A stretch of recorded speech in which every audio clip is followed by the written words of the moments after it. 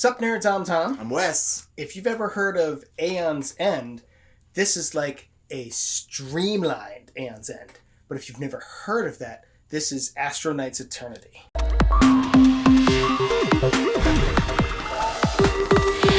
Before we get started, this video is brought to you by GameToppers. They're the sponsor of Neverboard Gaming, have been for a very long time. It's what we're filming on right here. They're absolutely phenomenal. We highly recommend you click the link in the description box down below to get yourself one. So Astro Knight's Eternity is a cooperative deck builder where you are playing on a team, you're building your deck, and you're trying to fight off whatever big bad you are facing in that round. It has all of these like packs that you will open as you progress in the game that will change the game, give you new stuff. But we aren't going to talk too much about that because we want to be spoiler free for this. But also we can't say it's not legacy.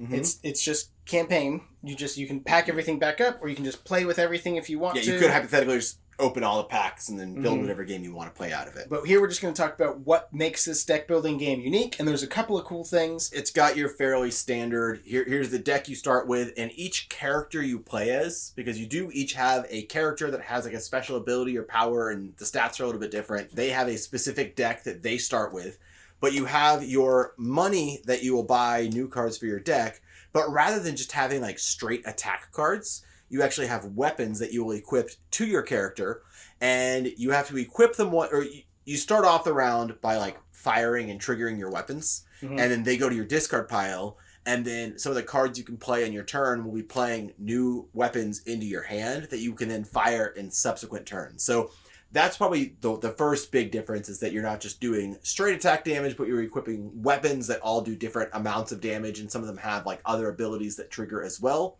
And those weapons go into slots, and you can spend credits or the energy, the money, whatever the currency is called. It looks like energy. Yeah. You can do that to either you can spend them to either power up your ability, get more weapon slots, or buy more cards for your deck. The abilities definitely like have each character kind of having a specific thing they're doing, because some characters can hold more weapons, they have more arms, so obviously they want to get more weapons so they can have, having 4 guns that you're shooting at one time rather than just 2 guns at one time is really good. Zach, the character I played the last game, his ability is all about like you have to power up multiple times to get these little target tokens, and they're scope tokens, and you can give them to anybody, and you can spend that token just to do +1 damage on your first attack, which like, okay, that's cool, additional damage. But if you get 4 of these on the board, you can power up and then activate like your ultimate ability, which is spend 4 of these to deal 15 damage, which is significant. So that's kind of like his goal, is in addition to like getting guns and shooting guns, and some of the guns give you power that you can then use to also power up your ability. But that's like the main thing he's going for, is building up that big gun. And the damage, all we're talking about, if we didn't mention this earlier, this is a co-op game, because you have one big baddie that you're trying to destroy before he either destroys your home world, I think it's called, or if he levels up too much, we can also lose that way. So he can eliminate your player. He can just eliminate everybody. Yeah. So that's one of the things that makes the game unique, is the different the way that you play the cards, right? The weapons and the slots and all that cool stuff. Another way that makes the game unique is turn order isn't based on just going clockwise around the table. You have a turn order deck where you have the boss's turn and everybody at the table in there, and you'll shuffle it up and you'll draw a card and say, okay, either player 1 or 2, who wants to go? Okay, cool. You're going to give it to player 1. Okay, so that way the next time this player 1 or 2 comes out, we'll give it to player 2.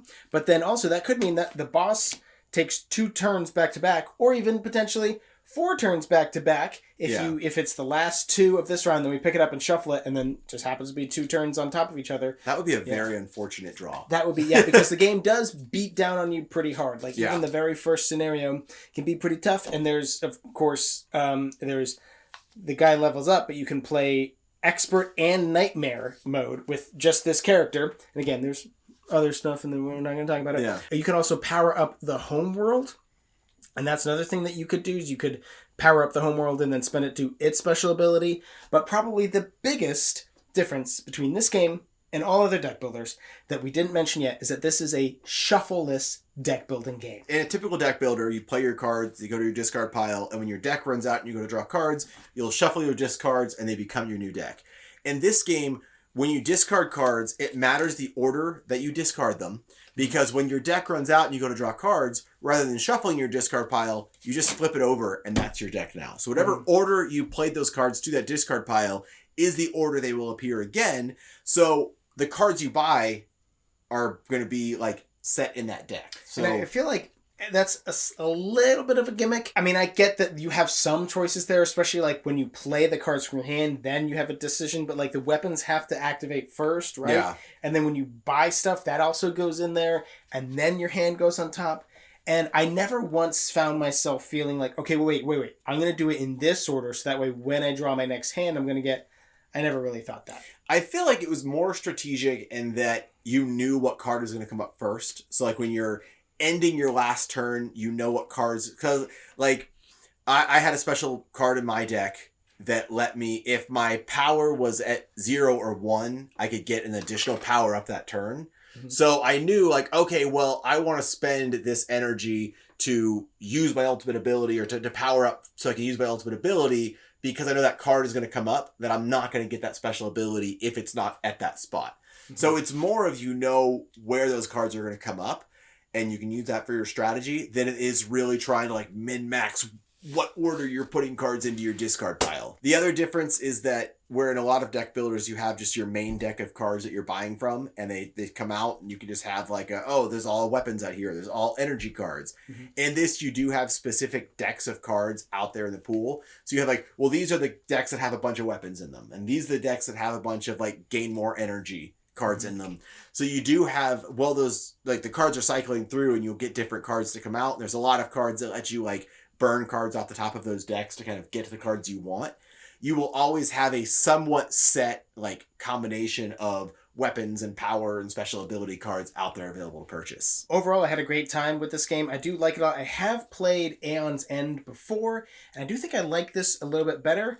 Aeon's End is there's a lot of similar mechanics. It's just a little bit more in that game, and I don't know if I need it. I think I like the fact that you have a non-legacy, non-campaign campaign. You know, like you have the option to do this, or more likely than not, I'm probably going to keep this game as a just everything is open and you can just do whatever you want with it. And I like a lot of the different aspects of the game. I think the fact that it does beat down on you is really fun. The Shuffleless aspect is the only one that, you know, I don't really care about that much, but it does feel very cooperative. And like, there's a lot of times where you're like, oh, I get to make another player draw a card. Who wants to draw a card? Well, actually, I don't want to draw a card because if I have less than 5 cards in my hand, I get a bonus. So don't give it to me. Okay, cool. I'm going to give it to you because in turn order, I just came up first. So that way I know that I'm going to give it to you. So I'm not going to come out and again for the next round. So, but you know, that whole type of thing. Even in that turn order, because there's so many times where you get to like pick which, like, yes, it's a turn order based on the deck, but there's a lot of times options on who gets to be like, it's in a 4-player game, it's okay, one of these two gets to go next. So you can't have a lot of table talk of, oh, if I go right now, I can do this thing, which would be really helpful because there's a lot of minions out and I can take out a bunch of minions before his next turn. Or, yeah, I kind of want to hold off real quick because it's probably better if you go.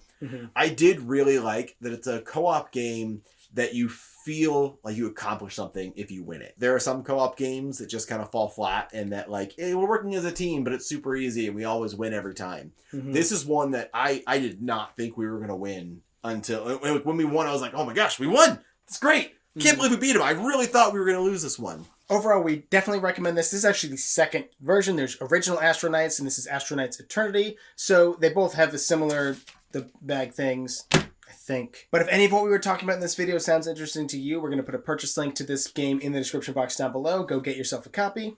There's also be a link to GameToppers, as we said, our channel sponsor. If you don't have one, you should get one. They're awesome. And also down there is going to be a button that says subscribe. If you subscribe to our channel, then you'll never be bored. Player 1 or 2. I already went. So Lizzie, what you got? Shoot him for 1. What a big turn! Blue Dragons.